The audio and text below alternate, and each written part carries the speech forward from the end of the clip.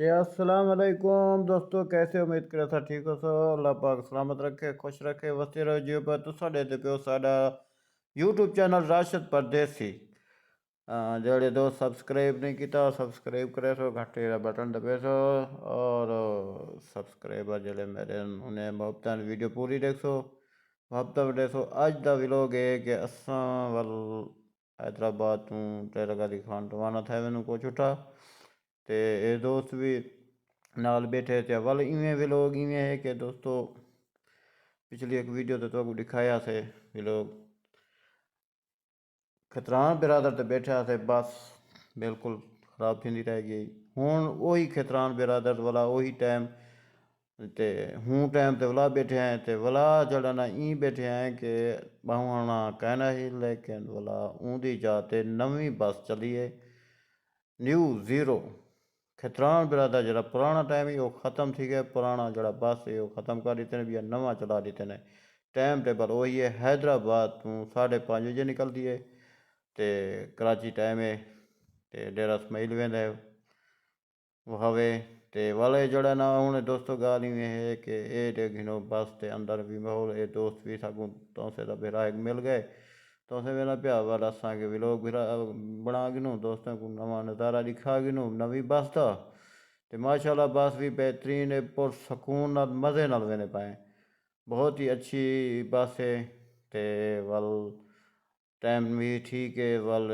वाले दोस्तों अंदर का माहौल लेकिन बेहतरीन खूबसूरत माहौल ज़बरदस्त बस का अंदर का नज़ारा लेकिन तो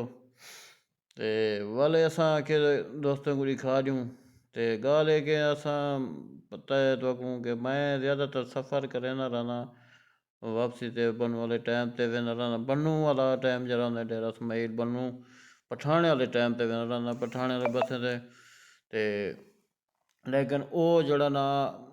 टाइम जड़ा भी आवे फुल थी के आवे सीट ना मिले लेकिन रश भी है। ये बाहर का नज़ारा ये अयूब होटल है हैदराबाद का नज़ारा ये तो कोई दिखा दूँ तो ये खूबसूरत असा के नज़ारा अंदर का माहौल भी बस का दिखा दूँ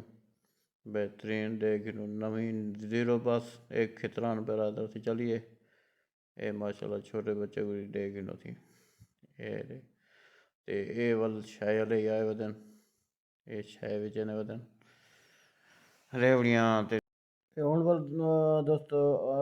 अंदर का नज़ारा तक दिखा दिता थे ते वल हूँ तो मिलसूँ वाला नेक्स्ट वीडियो ते पाप तमड़े सूँ